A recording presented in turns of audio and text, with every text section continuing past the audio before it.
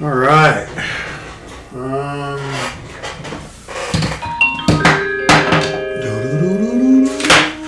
Is my speaker off? My speaker off, and my mic is on.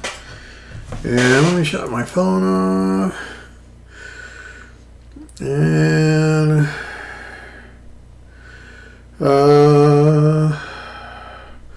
sound is off. And then I'm going to go to this so that I can see the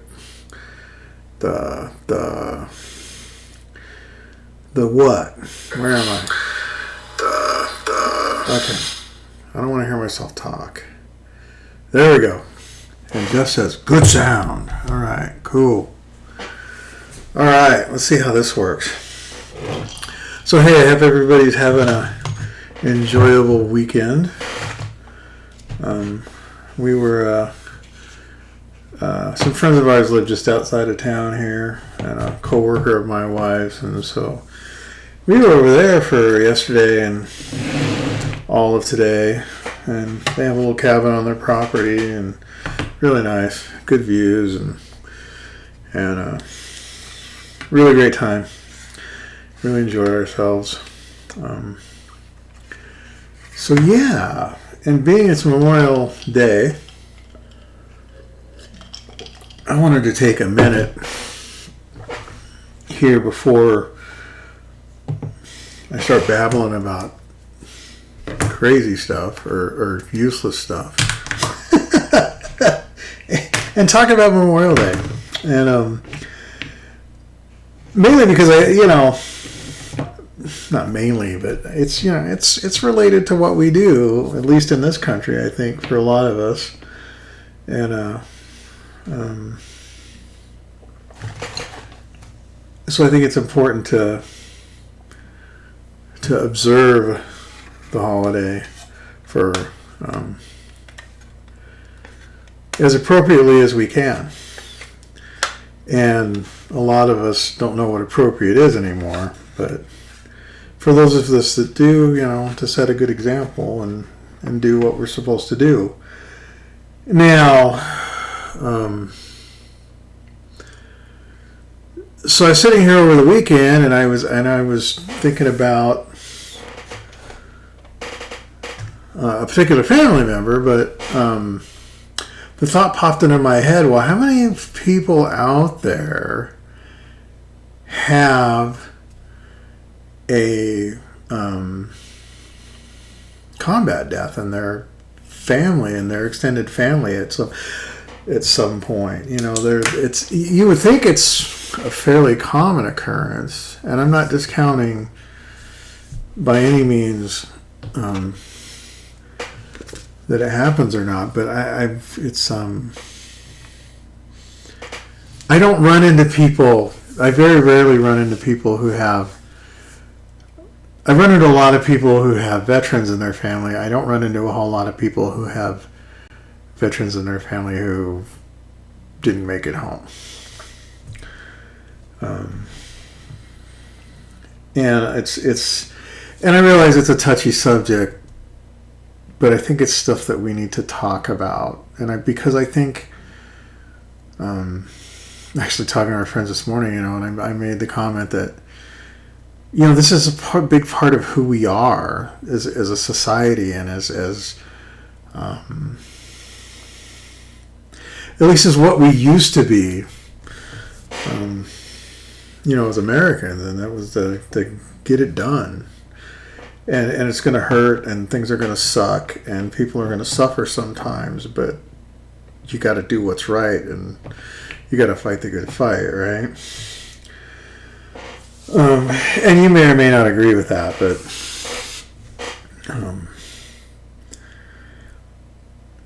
so anyway, so I was going to share my family story, and I would be really interested in hearing your family story. That if there's a story in your family that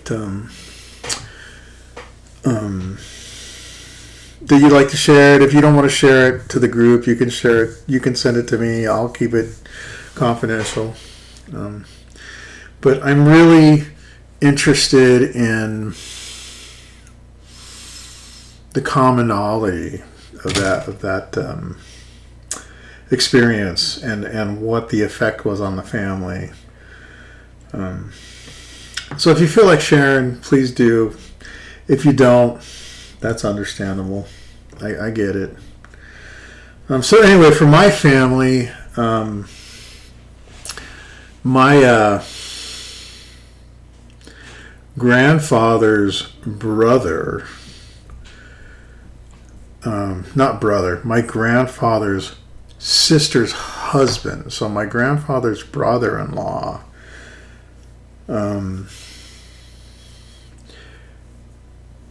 his soul is still in Arizona. So he was one of the 900 or so people that were never recovered. And he was, his name was Arthur Manlove. Let me pull him up here. Desktop, and we'll go to there. And this is him. He was actually, by the time Pearl Harbor came around, he had been in the Navy for 16 or 18 years. He was the assistant to the engineering officer or something at that point. So he was a warrant officer at this point in his career. He had only been on the Arizona. He'd been assigned to the Arizona on November 4th. As a matter of fact, as family lore goes, my grandmother and grandfather and his wife, who we all knew as Mildred, but they were on a picnic that morning and heard it on the radio on the picnic. And I can imagine that was probably quite shocking for Mildred, let alone everybody else. But so they ended up naming a DE after him, a destroyer escort, and the destroyer escort had, I think it was involved in Okinawa and a couple other things. They sank a Japanese submarine. I think is the only real, not only, but I think that's their big kill or whatever, however you want to put it. So anyway, that's the family story with me. My brother and I, grew up with my grandparents for a good part of our life. So, we knew Mildred as children, and we were told the story as kids, but it never really registered, I guess, as to what really happened and who he really was, and I really only dug into it a couple of years ago when one of my cousins was looking for a family project for her son, and I pulled up the information that I had in a manila folder in the closet, and this is stuff this was all pre-internet stuff. So I got in Google and started looking around, and boom, here's all this stuff, and I'm like, wow, because I had seen the pictures of his name on the wall and stuff, and I had heard the stories, and I had the newspaper clippings from the Orange County Register and all of this stuff, and never really, it never gelled, but now I have a face. Here's the face of this guy. And the family story is that he was able to get his whole section of guys out, but he couldn't get through the pathway and drowned. Or either drowned or probably died when the ship exploded, when the magazine exploded. I don't know, obviously. But so that's my family story. And like I said, if you want to share yours, please do. I'll put a link to the Facebook page on here. If you want to share it on the Facebook page, that's fine. If you want to send it to me directly, like I said, I'll keep it confidential. I'm just curious as to who's had the experience and what and how it affected your family. I was young, so I don't really know what the immediate effects were. I mean, I wasn't even around when obviously when Pearl Harbor happened, but I just remember that she was a very, this vision we have of these women in the 40s and these older, classy women, that these strong, classy women that with the pointy glasses, but very, very strong. That was her. I mean, she was.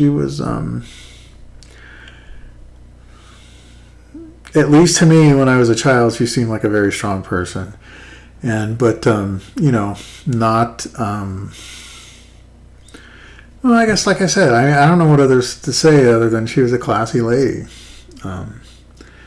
So, yeah. Anyway, I'll just babble about it. But yeah, so there it is. There's a lot of stuff on the interwebs about him in particular, but check it out if you like. And like I said, share your story if you feel like it. Okay. Moving on. Let me get this out of here. And what do I want to do? I want to go back to here. Okay. I had like these buttons set up and stuff and these macro buttons, and they just disappeared on me for some reason. Whatever. So, what are we working on? Lots of stuff. The DO335 looks exactly like it did a while back. All the clamps and stuff are off of it now, and I'm actually to the point where I could really start kind of finishing her up, and I got all the sub-assemblies, all the other sub-assemblies and stuff done. So it's just kind of sitting here, and it's kind of in the way right now because I got all this other stuff. So let me grab this and get it out of here so we can talk about the stuff that is on the top of the pile, because I'm a procrastinator. I'm not a well, I am a procrastinator. But really, my biggest problem is I have a really bad habit of biting off more than I could chew. And that's where I'm at right now with a lot of stuff. So, I've got basically 2 projects that I have to deliver the weekend of June 8th. Right? And one of those projects is the Coral Sea that I've been working on.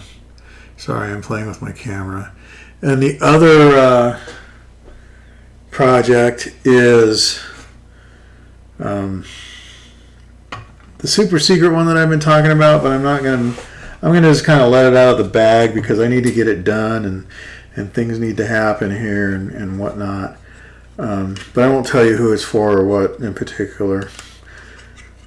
And I don't think there's much danger of the person that it's for of seeing this. So, but when it's done and when it's delivered, I will tell you the story behind this one. So anyway,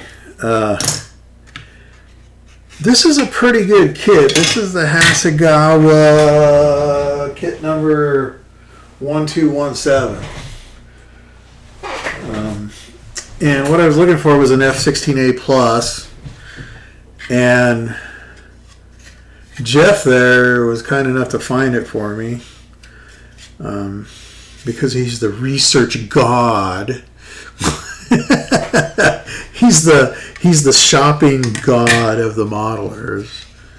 And so he found this for me, and I got the cockpit done here over the weekend, and it's glued in place. So now I got to put the fuselage together here, and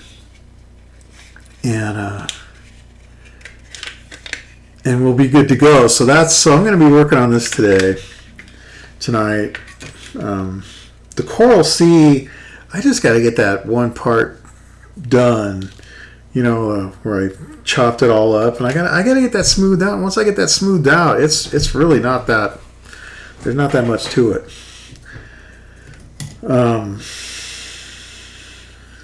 So yeah, but before we go on with that, I wanted to talk about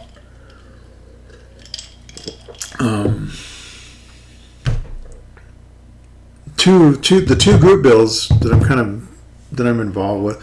One being obviously the ShutterAce Spring Night Fighter build, and you just saw the DL335, and you guys, other guys are working on your stuff, and that's great. Ken with his P61, that little bitty P61. Oh, by the way, Ken, happy anniversary to you and your wife.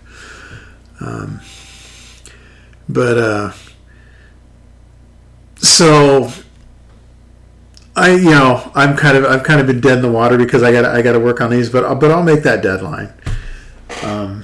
The other one is the Average Joe's D-Day group build, and I was going to do the Monogram P61 for that, and I was all hyped up about it because P61 looked cool in invasion stripes, wraparound invasion stripes. Everything looks cool in wraparound invasion stripes. Almost, like everything looks cool in Southeast Asia camo. And almost nothing looks cool in Euro 1 camo. But anyway.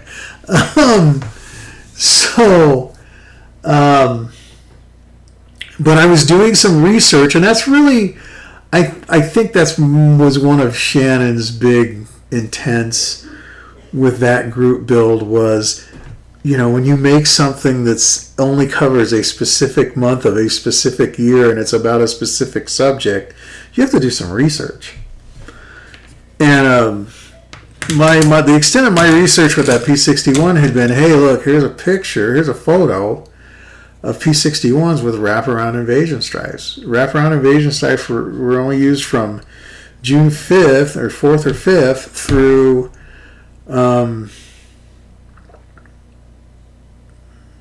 July 6th or July 5th. So for a month. Well, I got to do some other research this weekend and come to find out, yes, they were in theater, and yes, they had the invasion stripes, but they didn't actually fly a combat mission until the middle of July. Because the brass liked the Mosquito Night Fighter better. They were 100% convinced the Mosquito Night Fighter was faster. And so there was this whole back and forth about which one was better, the Mosquito or the P61. Which I find really interesting because my initial thought when I was reading it was like, really, guys? It's wartime, and you probably needed all the aircraft you could get into the sky, and this is an issue. It's just use it. I mean, it's a resource. It's a capable resource. What? So anyway, but it's like in real life, the stuff that actually happens and the stuff that should have happened are two completely different things, because nobody really knows what goes on behind closed doors except for the people that are behind those closed doors. And we all know, at least those of us that have some years under our belt, know that there's some really stupid stuff that happens in the world because why? Because of dollars or whatever else. So, all that to say, I don't know that I'm going to do the P61 for that build now. Because even though technically it's valid for that time frame, they were only flying training missions at that time, and they were not flying combat missions. So I might change that. I haven't decided yet. But, and I may not have time to finish it anyway. I don't know. So yeah, so there's that. So anyway, you know, and another thing, while we're talking about stuff, before I start sniffing MEK here,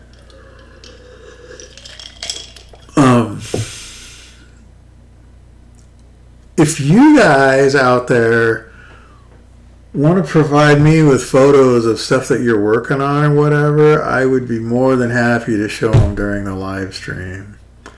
If you want to send me some photos and just a little bit of information, what the kit is, you know, the scale, all that stuff, what your intent is with it, whatever, materials you're using, and you want me to give you a shout out on the video or whatever and share it with everybody, I'm more than willing to do that.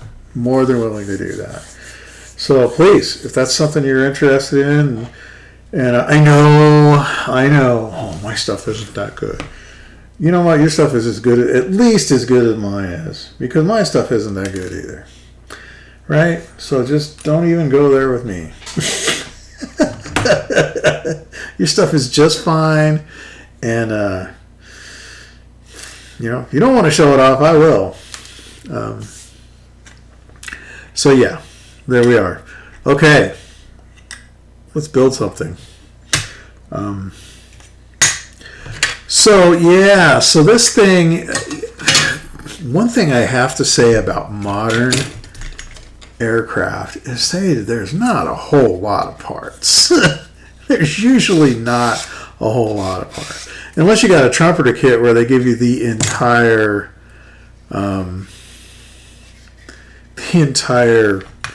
whoa, as I stabbed myself, the entire internal, you know, the engine and everything, and it's like, well, you can't even see it. What's the point? Why would you even bother building it? Right? I send them, but you're not getting close-ups. Okay, fair enough. No, you know, it's we're always our own worst critic, right? And I am too. You know, I get it. I totally understand, but you know, I see a lot of amazing work out there by people that don't think that they're doing very good, and that's too bad, because they're doing good work. Okay, what are we gonna do? How's that? You like my shirt? This is like my modeling philosophy, right? It's only plastic. You can fix it. Get over it.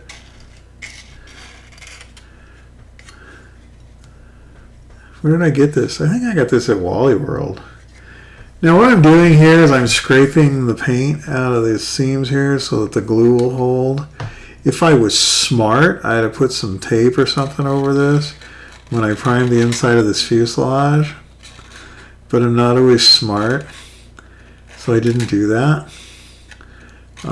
It has been doing nothing but raining here, so when the opportunity came for me to get this cockpit done and this primer done and stuff, I like literally just ran outside and got it done, you know, between after I got off of work one day or whenever it was, I don't remember. But so it's kind of a challenge to get to this point, because this thing's just been sitting here because it's like I can't paint the cockpit because I can't spray. The weather was too bad. Okay. Now this thing goes together really nice. And you'll notice, you may be able to see that I've trimmed the nubs, the sprue gates, back enough to where they're not interfering with the joint, but they're not completely sanded out because I was just going to wait and do it when it's together. And that's a 6 of one, half and a dozen of the other thing, whether you want to do it that way or not. A lot of times it just depends on how I feel it's going to work best. And sometimes it just depends on how lazy I am. So, and I'm just going to do this a bit at a time. I could certainly just hit this all at once and clamp it all the way around and whatnot, and it would certainly be fine. But I kind of prefer to do it a little at a time.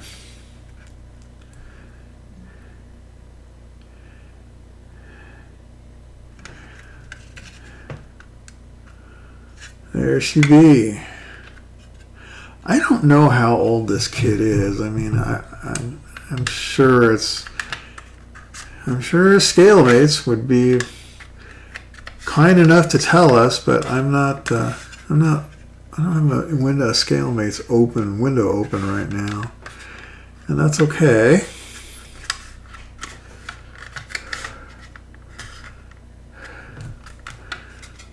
There's that there, so there's that there. Alright, so I think what I'm going to do is I'm going to come back here.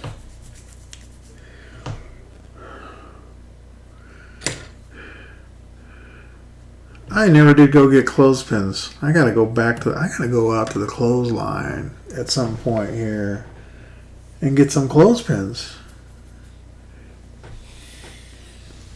Where did all my clothespins go?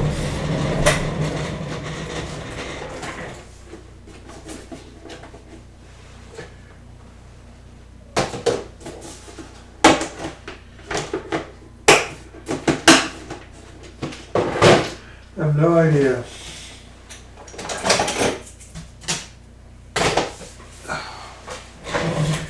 But I am going to need this. So, so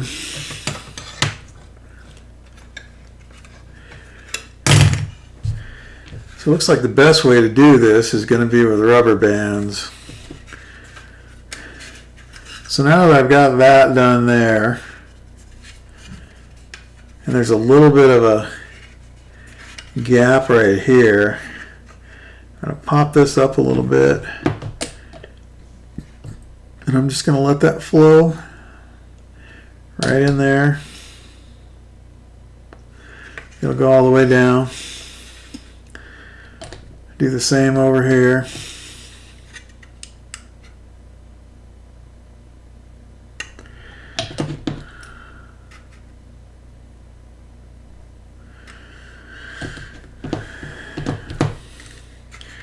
Okay.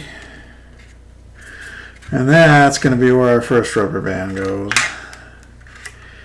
Is right there. Tight as you can get it is good. Okay. Now I'm going to come in. So right here in this root, and that goes together, you got where the wing slots in here. Well, obviously, the glue goes through with capillary action, so it's not going to get back here toward the aft end yet. So I'm going to do this here first, and then I'll put another rubber band on it, and then I'll go back from there. So we're going to hold this down and just drop that in there like that and squeeze it a little bit. Do the other side just the same. Not too worried about how that ends up looking right there because the wing's going to go in there anyway.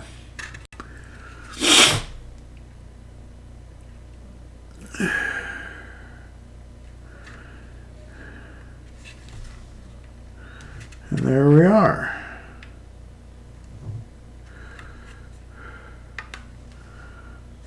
You know what? Maybe I can, hang on. I can go a little bit further here. I don't need to put that rubber band on yet. I can go right here. Boom, just like that. Okay. Just like that. And boom. Just like that. Alright, and hold this thing. I gotta put a bit of gloss on that guy's face shield there, but that doesn't have anything to do with what we're doing right now. I'm actually quite pleased with this kit. And I know there's going to be well, of course you should be. It's Hasegawa. Well, yeah, I know it's Hasegawa. And if you followed me for any length of time, you know that I don't hate Hasegawa, but I don't think they're the greatest thing on the planet like some people do. What kit number is that? It is 1217. 1217. Calling ticket number 1217.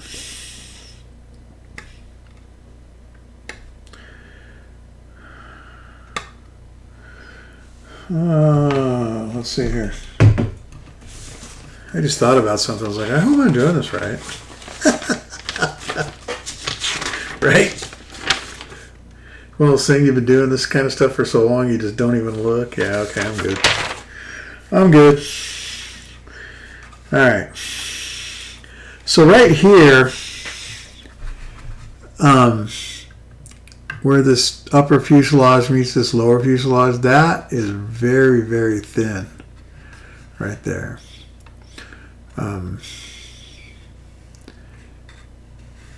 Yeah, this guy right here. So I'm kind of concerned. I don't want to put too much glue in there. So what I'm probably going to do is put most of it. 1983. Wow.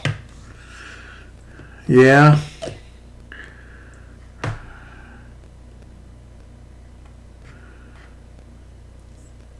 All right, so let's get some of that in there. And just do this, do it to it here. This gives you the option to open the speed brakes, but I don't know why you would want to do that. I guess maybe there's people that would want to do that, but I'm not one.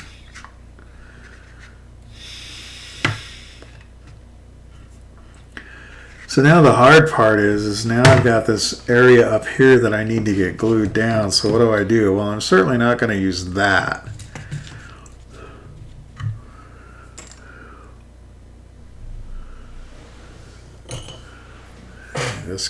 This guy any better? Maybe.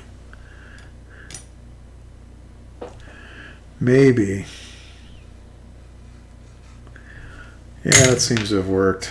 Okay. The nice thing with this MEK is it flashes off pretty quick and it bonds pretty quick. So that's always a good thing. And it'll melt pretty much anything. But you have to be aware that it's poisonous as hell. But, so is your extra thin or whatever it is you're using. Don't think because you bought it at a hobby shop that it's not toxic, because it is.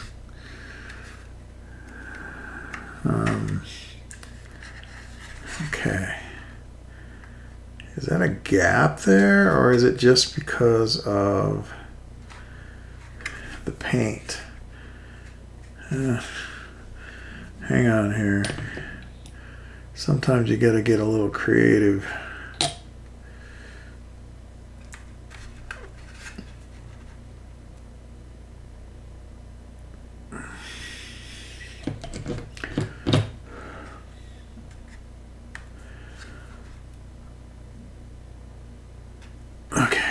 think we're good. All right, this side.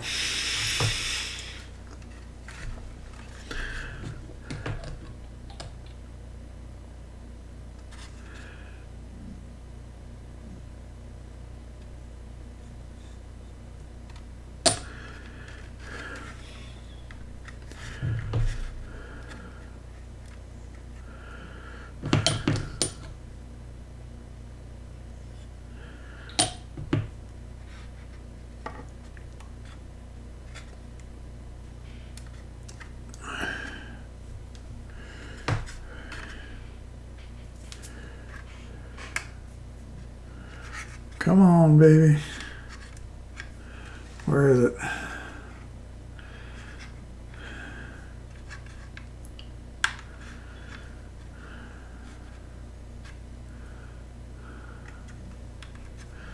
Man, that doesn't look like it's lined up right, but I guess it is.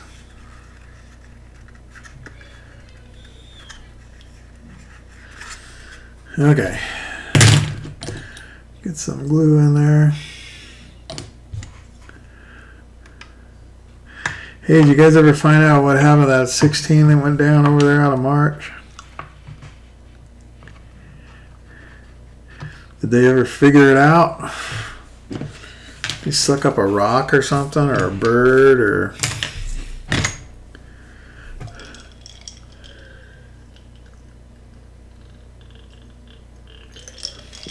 You always got to have refreshments. That's mandatory. Hydraulic loss. Yeah.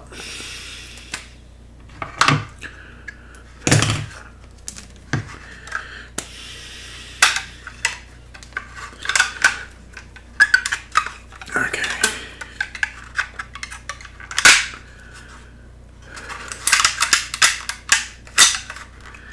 There we go. And we're there. Okay. What goes on next? Ooh, control surfaces on the engine. So the question is, can I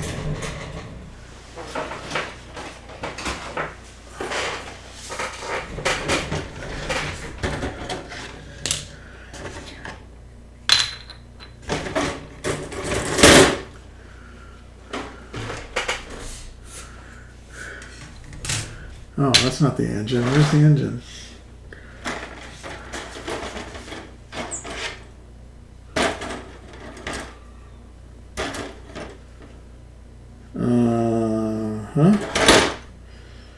I don't see. I know I put it together a while back. What did I do with it? I'm going to have to find the engine. I don't know where it is.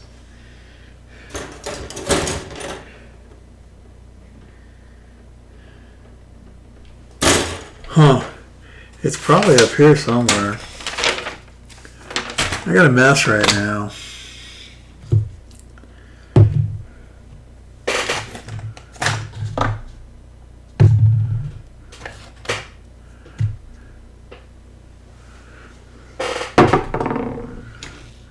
It's probably right in front of my face and I can't see it. Because that happens a lot.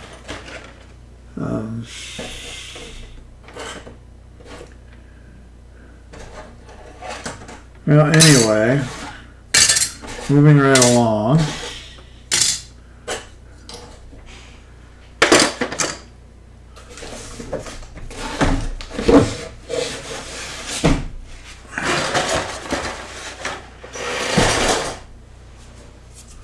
It'll show up. It's here somewhere. It's probably...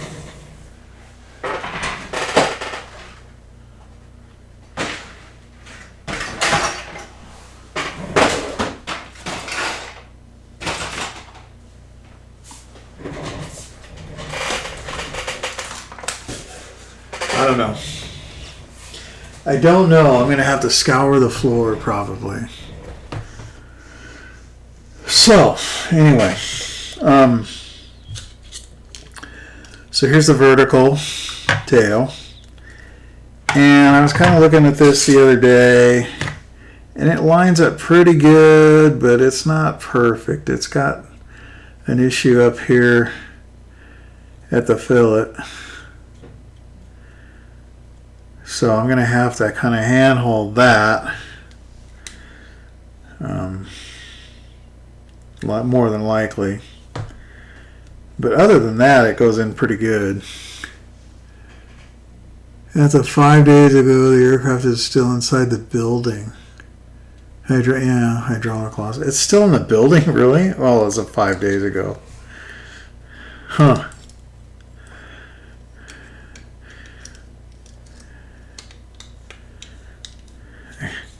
The insurance people are probably,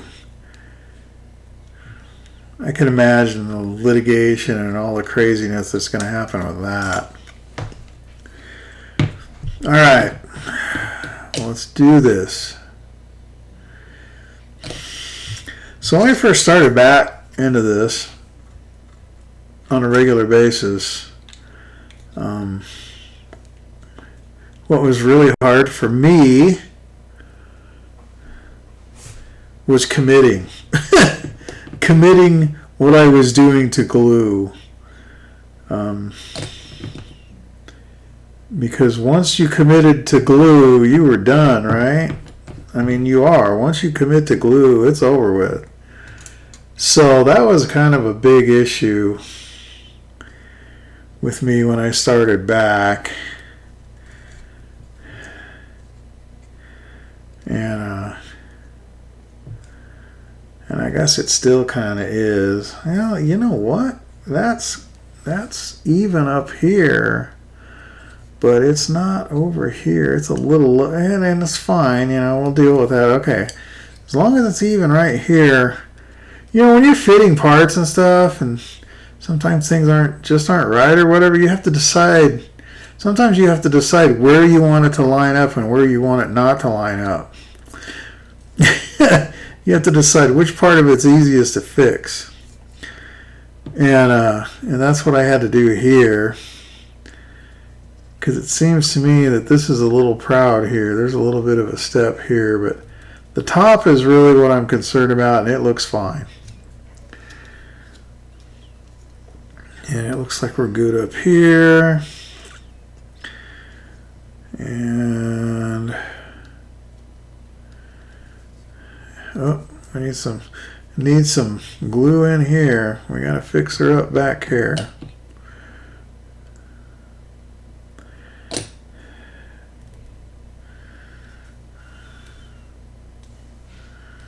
All right.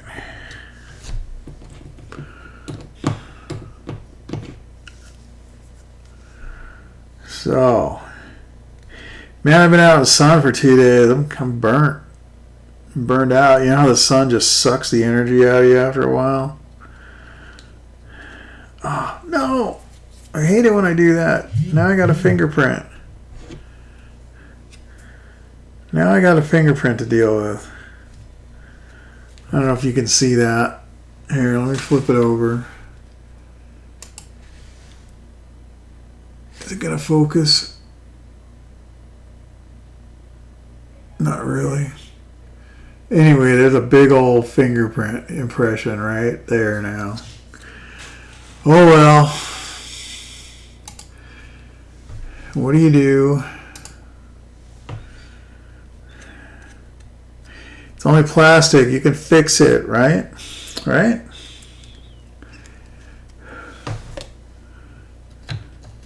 I'm still looking for that nozzle. It's here somewhere. Ow! I just stuck myself with my super pointy tweezers. That really hurt.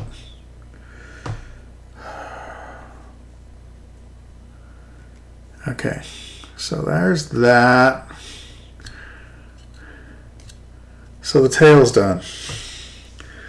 Okay. And if you remember, we filled in the spots on these here, and then we trimmed off the backs and the fronts. And now we just need to completely flatten these out. so that they're even, and we'll be good to go. And this has got recessed detail, so this is not. I'm not removing anything other than the proud stuff that I want to remove.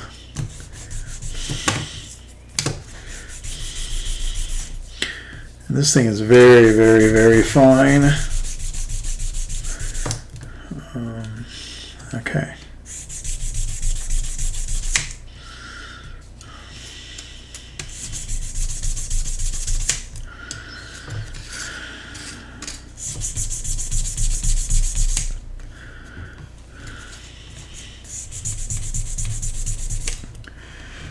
Man, come on, you guys. These two out here just don't want to. They don't want to lay down at all.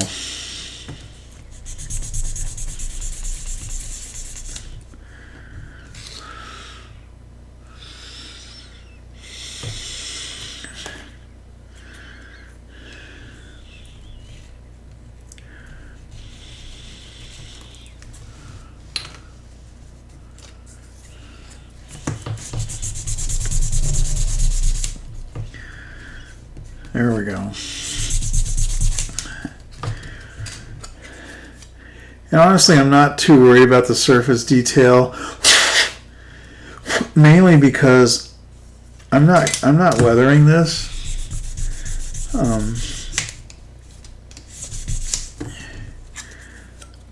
So I'm not really worried about that. Not worried about having places for washes to go and stuff, because we're not going to go there with this thing.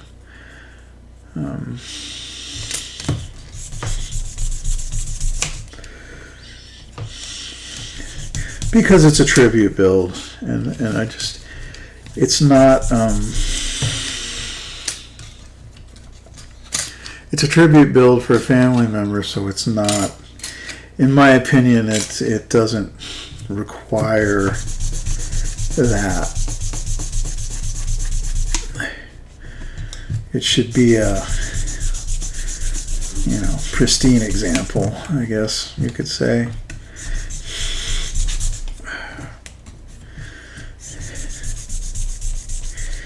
So we kind of had our big grill out last night, but then we had a grill out today too. So we went out last night and to our friends, and we were gonna head home this morning, and then it's like, why don't you just stay and hang out and do nothing and have a lazy day, and the view from their front porch is like, it's like I told them, I'm like, I could sit right here in this chair for the next 40 years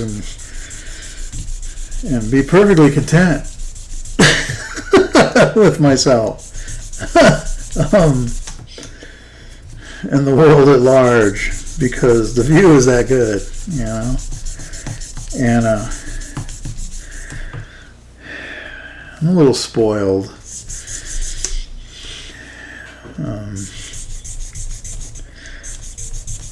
And right now, with this really wet spring that we're having, and it being so cool and stuff, and everything's still green. See, things should be drying out by now. It gets hot here, and things dry out, but man,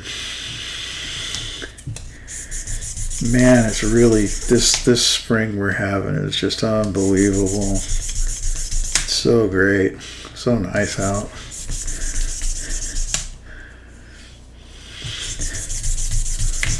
Okay, I think we're there. So I did that there because it's just easier. I could put it on a flat surface, put some pressure on it, sand them out. No, that's not done.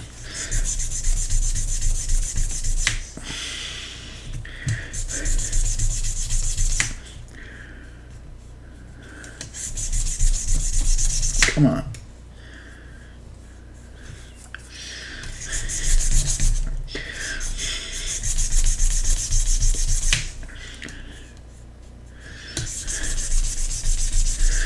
Fingers, man. Hands and fingers. Best tools in your toolbox.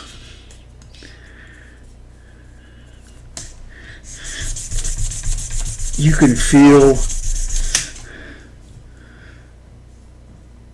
unbelievably precise things with your fingertips.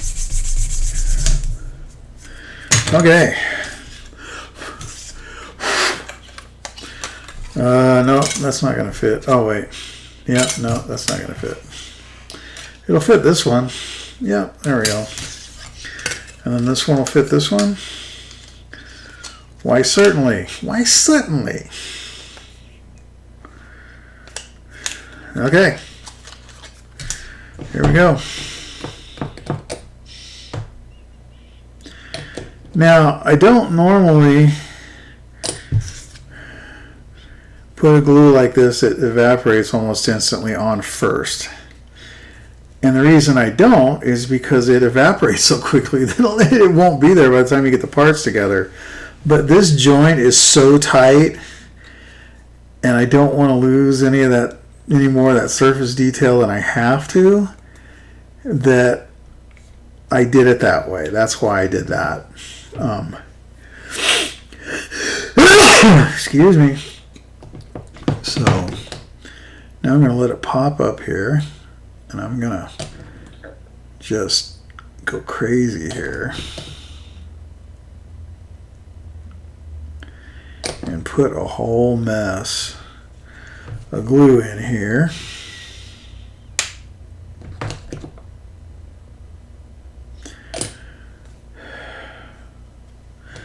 And get it done.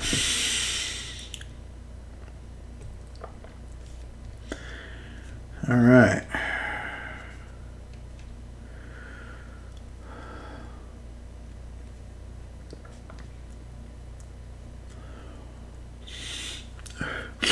Now I got the 72nd scale version of this kit partially done.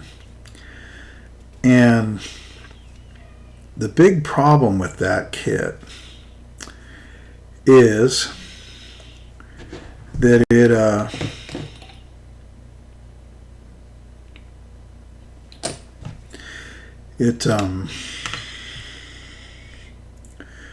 there's no positive really lock-in. The wings don't lock in positively, they wobble.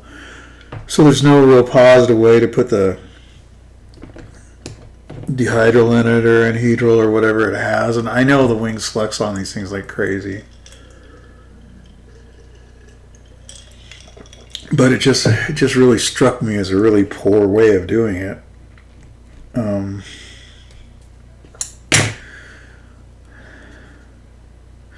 But this doesn't appear to have that problem. You know, you got this nice tab here, and it's got some shims built onto it, you know, molded onto it and whatnot. So I don't think that's going to be an issue here.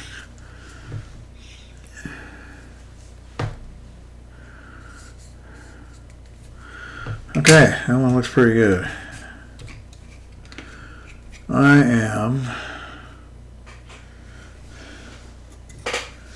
going to clamp here. I'm going to clamp it a little bit here.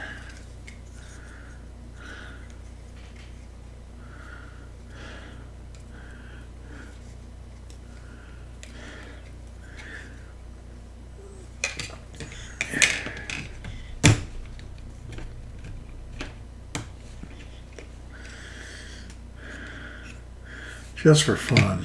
Okay. Now this one almost fits perfectly, so this one is not. This one shouldn't be too much of a problem at all.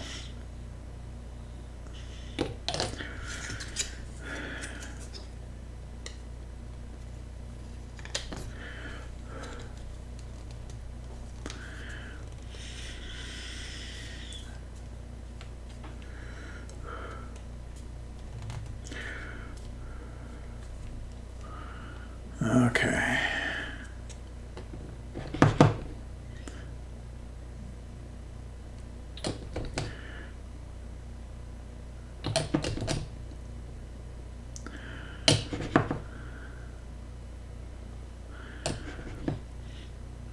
I'm really loading this thing up because I want this stuff to flow. Oh, no, major disaster. I'll deal with it in a minute. I can't deal with it now. This stuff's hot. Hot to trot. Okay. Well, that sucked. Knocking my glue bottle over. Uh-huh.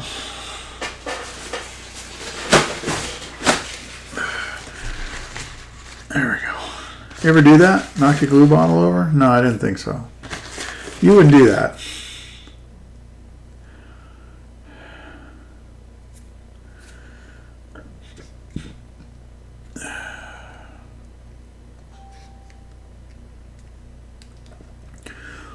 Well, there we are. Look at that.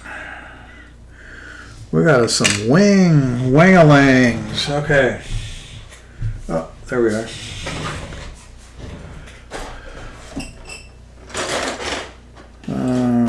So we need horizontal stabilizers.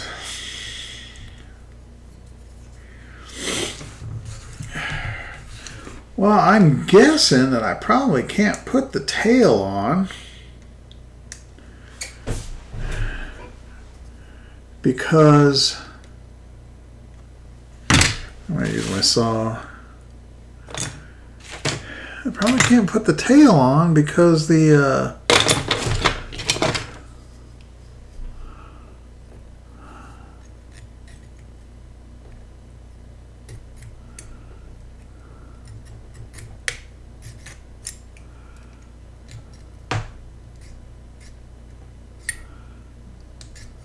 what am I thinking?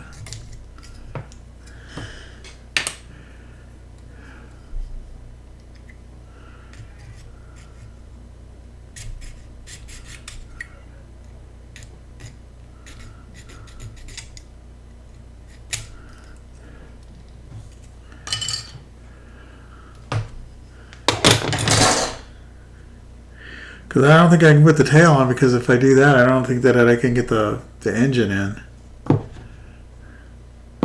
More than once. Yeah, it's amazing how them bottles just fall over. And my nose cone was sitting right there and it didn't get it. Thankfully.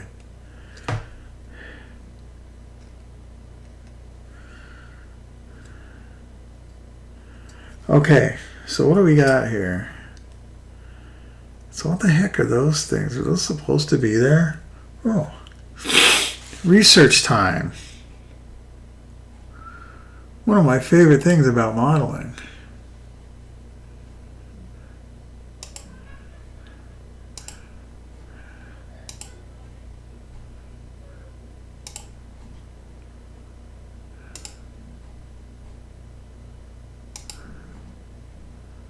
Okay, what is this?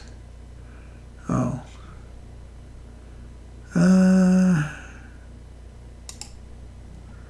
So I need an F-16 picture to see what these are.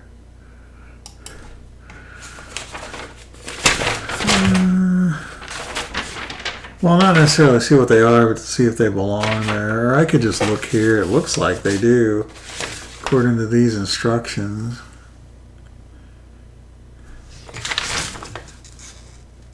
Yeah, that's part of the tailplane, so I'll leave it. I don't know what it is.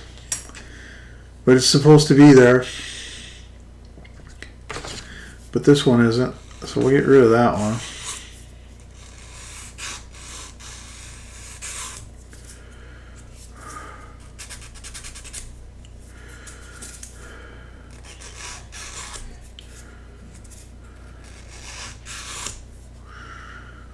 So I get these at,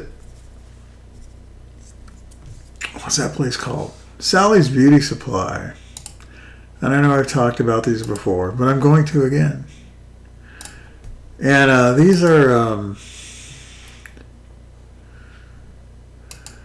they're kind of expensive now. They kind of went up. But they were fairly cheap at one time. They're a couple of bucks a piece now, but. So like this one here is 400 on one side and 600 on the other.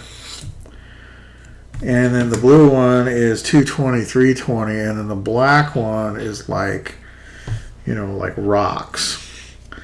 And the black ones are when you just really, when you absolutely positively have to scratch the crap out of everything.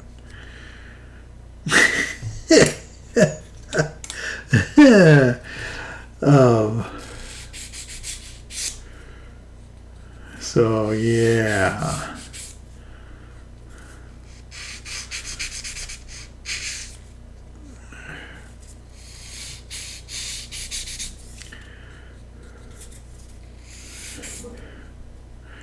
So my brain is sitting here screaming at me right now that the only way you're going to get all these control surfaces straight and in alignment is if you build a jig. And my brain is probably right. But I probably won't do that.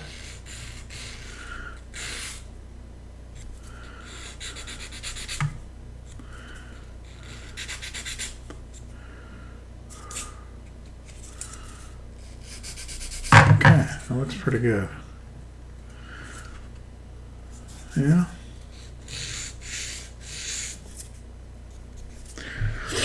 I have to back my wife's computer up. They're getting new laptops at work, and so they have to back all their stuff up off of them if they want to keep it. And it's the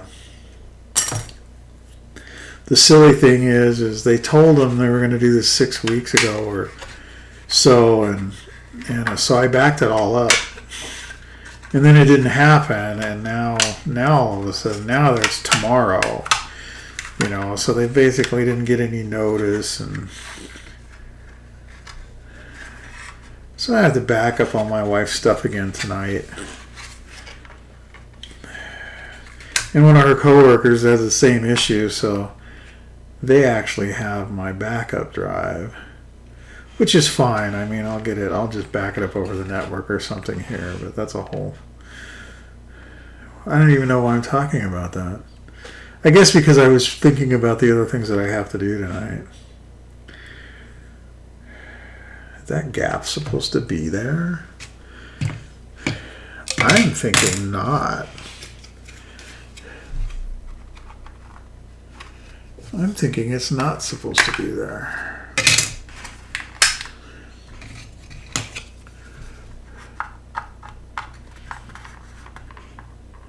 Oh, it's because of those. Okay, I gotta sand that out. Alright, never mind. I know what the problem is. So these rubber bands have been out here more than long enough. So I'm gonna get these off of here. And I'll tell you what, sometimes they get all twisted up, and if you can't figure out how to get it off, gently cut it off. Rubber bands are cheap, and you can really jack something up if it doesn't come off right, and there's delicate stuff in the way, you can really tear some stuff up. So I would highly suggest that you don't do that. Okay. That looks pretty darn good. I'm not going to worry about that too much.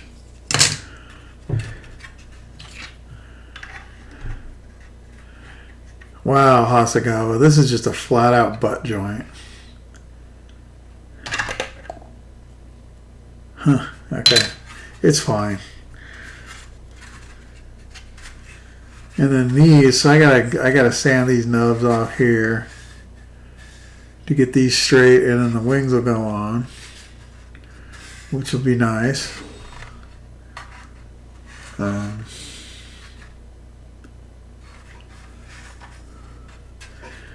then where's the intake? There's the intake. How well does that fit? Okay, that fits really good. So yeah, this is a pretty good kit. This is pretty impressive. I like it. I haven't built the Tamiya one, so I don't know what the comparison is, but this is the fit on this is really good.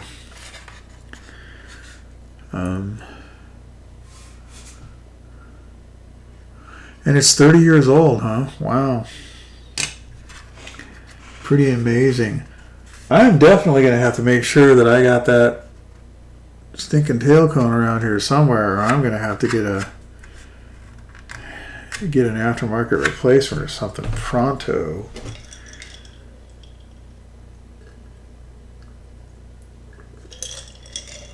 So anyway, and that is going to be it for right now, because I'm really starting to wonder about that tail cone.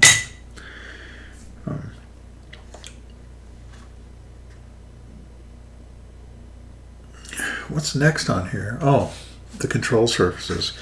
Yeah, these, they got these pins on them, but that thing's all over the place. There's no positive lock on this thing, so I'm going to have to figure out. And it there's some slop in there, so I need to figure out exactly where that's supposed to sit.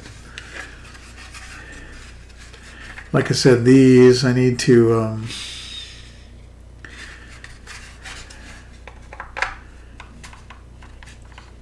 sand these out and get these in here. Make sure I put the right one on the right side.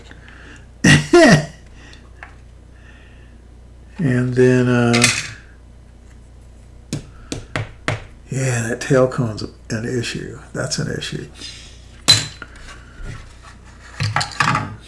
Oh, before I forget, and before I jump off of here,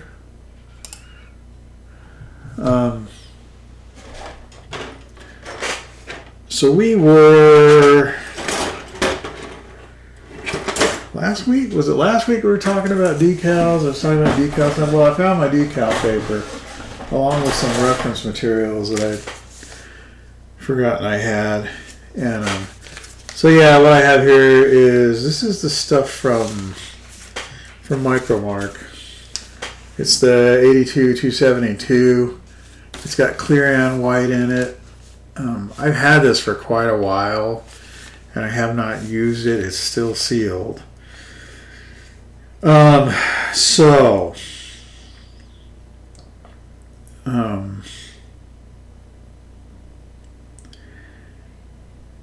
I've got some graphics drawn up in Inkscape, just some codes and stuff. So we're going to try this week and see if it actually, see how well it works. And I need to do it for this aircraft I'm working on here, and for the P-47. And I'm trying to think of all these things that I need so that I can do a whole sheet. I know I can do a partial sheet and then cut it out or whatever, and just be careful about. Actually, somebody told me what you do is you print what you want, and then you just keep that file, and then you just add to the file, and then the part that you already printed, you can just kind of block it off, and then remove the stuff. So like draw a line around it and remove that stuff. So whatever, we'll figure something out.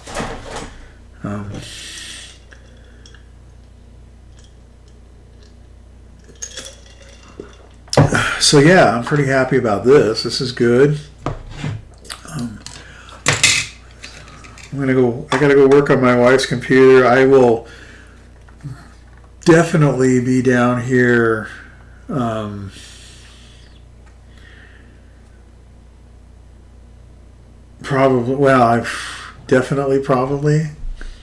Definitely maybe. Well, I plan on coming back down here tonight and putting all the surfaces on here, but I need to find that tail cone for sure, and go from there, right? So Google thinks I'm talking to her. The stabs.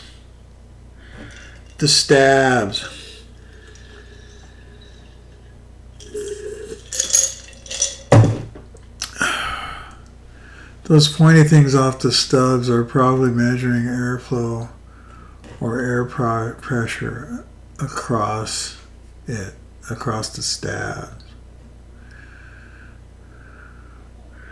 Oh, really? So these things out here that look like flash, see that thing? Can you see that? I mean, it almost looks like it's a bit of a sprue gate, but it's not. It's supposed to be there. Interesting. I don't know. I mean, I don't know as much about jets as I know about things with propellers on them. It was interesting. My youngest son got a bunch of awards from school. And one of them was he was on the Knowledge Bowl team, and I mean their school just cleaned everybody else's clock as far as Knowledge Bowl this year. And they have my son and one of his friends and a couple of girls and stuff that are just amazing, that are just outstanding. And they have a lot of the kids in their school are just amazing brains. And so when my son goes there, he's like, "Oh yeah, he's our World War II expert." And I'm like, "Gee, I wonder where he gets that from." And my wife just kind of smiled. It was funny, but you know, it's good that they have an interest, and it's good for them to do that stuff. So anyway, I'm gonna get out of here. Go take care of my wife's stuff. Get some chow. And if I get down here at a decent hour, well, maybe if I get down here, I'll fire up the live stream again, just because you don't have to watch it live. You can watch it on Memorex, right? So anyway, thanks for watching. Hope you had a good weekend. Hope things went well. Hope you have a good week. And we'll see you next time. That might be as soon as tonight. All right? Take care of the people you love. Bye.